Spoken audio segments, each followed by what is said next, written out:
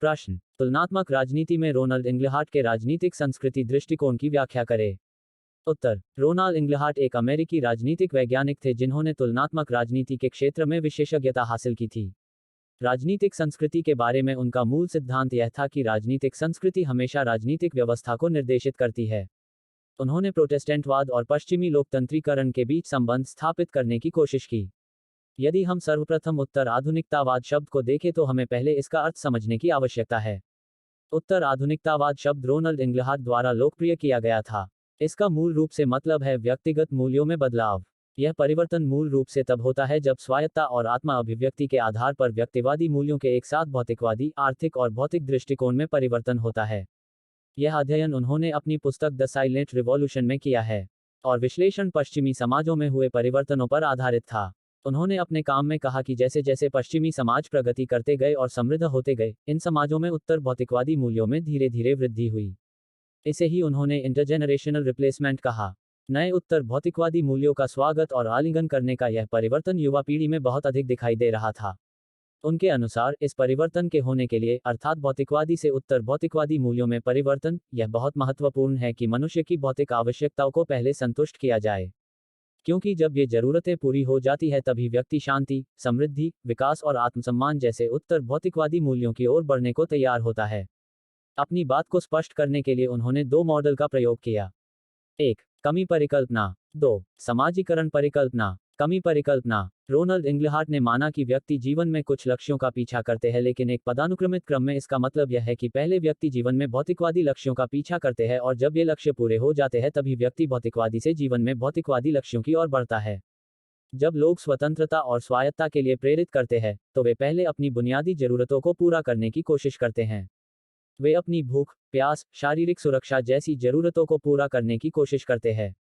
भौतिकवादी लक्ष्यों की हमेशा प्राथमिकता होती है। यह केवल तब होता है जब भौतिकवादी लक्ष्यों को पूरा किया जाता है, तब पोस्ट भौतिकवादी लक्ष्य जैसे संबंधित, सम्मान और सौंदर्य और बौद्धिक संतुष्टि तस्वीर में आती है। जब भौतिक लक्ष्य पूरे हो जाते हैं, तब ध्यान अन्य लक्ष्यों की ओर स्थानांतरित हो जाता है। समाजीकरण परिकल्पना। रोनाल्ड का दावा है कि भौतिक स्थितियों और मूल्यों के बीच यह संबंध तात्कालिक संबंध नहीं है। कई सर्वेक्षणों ने संकेत दिया है कि यह बदलाव आमतौर पर वयस्कता तक पहुंचने पर होता है।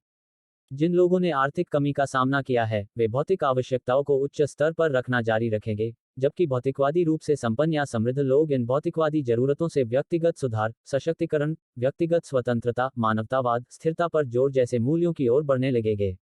रोनाल्ड द्वारा दी गई ये दो परिकल्पनाएं हमें बताती है कि जब लोग लंबे समय तक भौतिकवादी संपन्नता का अनुभव करते हैं, तभी वे उत्तर भौतिकवादी मूल्यों की दिशा में आगे बढ़ने के इच्छुक होते हैं।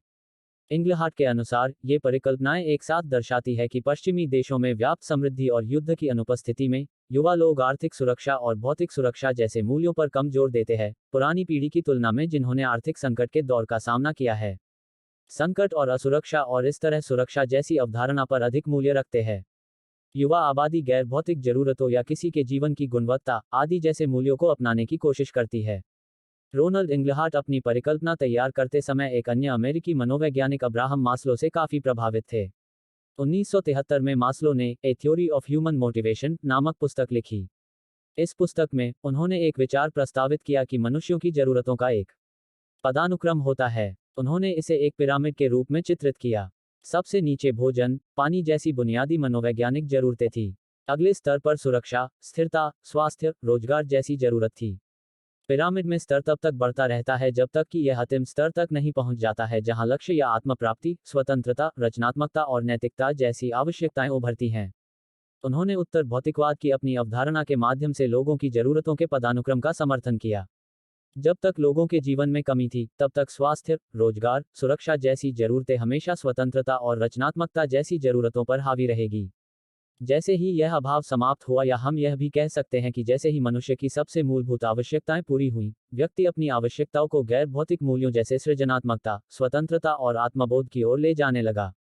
प्रस्तुति समापन। आपका धन्यवाद। Disclaimer: this notes has been made after a lot of research, yet the accuracy of the answers may vary. The author assumes no responsibility or liability for any errors or omissions in the content of this notes.